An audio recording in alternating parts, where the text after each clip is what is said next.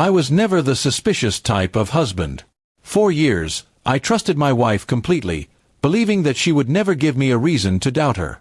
We had built a life together, shared dreams, and made promises that I thought were unbreakable. But one evening, as I was helping her organize her things before she left for her usual girls' night out, I found something that changed everything. Hidden in the side pocket of her bag was an item that clearly belonged to another man.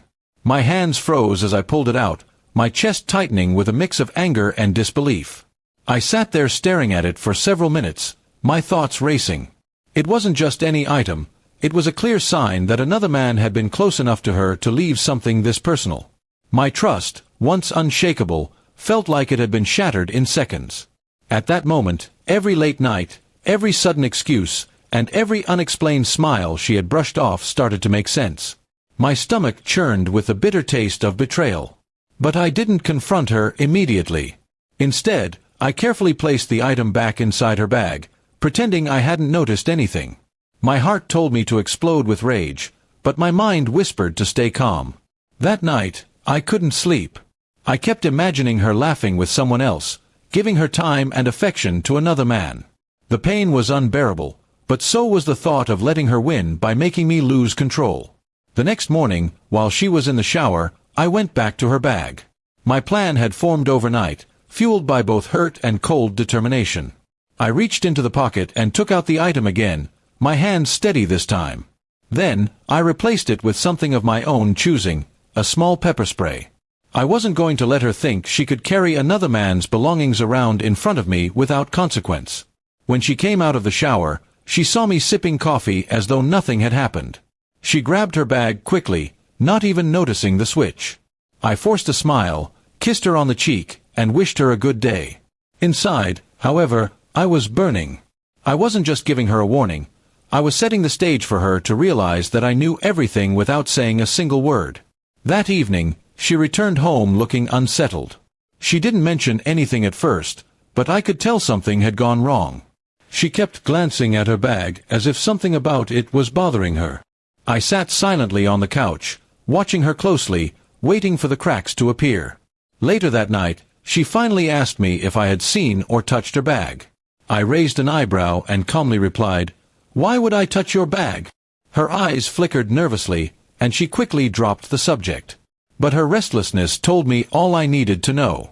She had gone out with the expectation of giving that man his item back, or meeting him, but instead, she had pulled out the pepper spray. The thought of her trying to explain that moment to him almost made me laugh. It wasn't about humor, though, it was about justice. I wanted her to feel exposed, caught, and powerless. She had played with my trust, so I turned the tables and let her own actions trap her. Over the next few days, she acted strangely.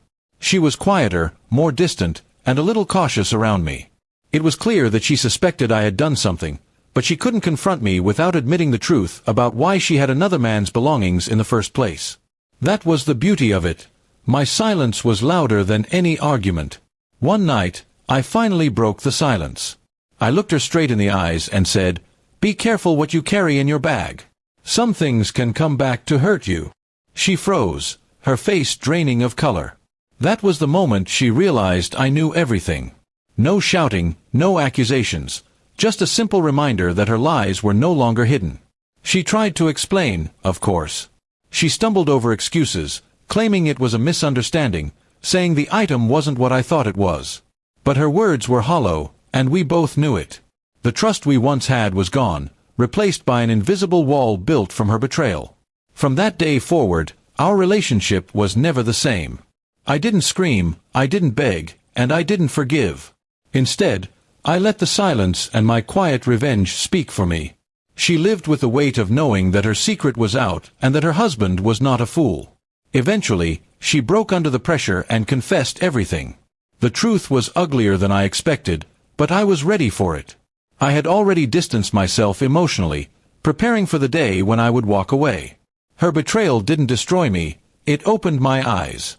By the time I left, I felt no regret. I had given her a chance to stay true, and she had thrown it away. My small act of revenge was just the beginning of reclaiming my self-respect. In the end, she lost not only her secret but also the man who once trusted her completely.